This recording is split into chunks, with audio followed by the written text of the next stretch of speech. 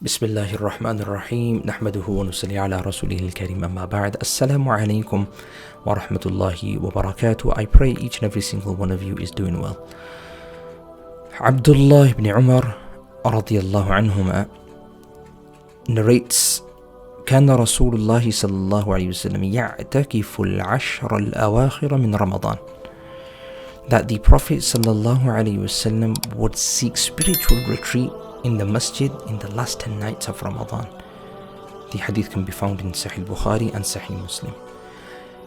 I.e., the Prophet ﷺ would do a spiritual retreat which is known as i'tikaf, where you would seclude yourself in the masjid, really devote yourself to worship, and spend these nights in the remembrance of Allah subhanahu wa ta'ala.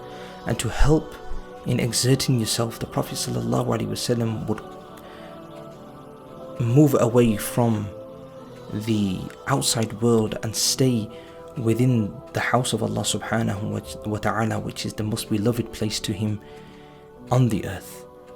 And this is something which is recommended for us believers to do. If we have the ability to perform i'tikaf as males in the masjid, we should do so. We should try our best. And if not, then we should definitely strive and stay away from worldly actions and really connect ourselves with Allah subhanahu wa ta'ala. And for our beautiful and honorable mothers and sisters, as we all know from the ahadith that we can find, that our mothers and sisters should perform i'tikaf within their homes, designate a room, a space, and use that as i'tikaf. The key thing is a spiritual retreat in connecting with Allah subhanahu wa ta'ala in these remaining nights of Ramadan al-Kareem. Really stay focused, resilient, exert yourself, and really use these nights to change your life for the better and for the good. May Allah subhanahu wa ta'ala make it easy for us. Please like, share and subscribe. Leave a comment in the comment section below.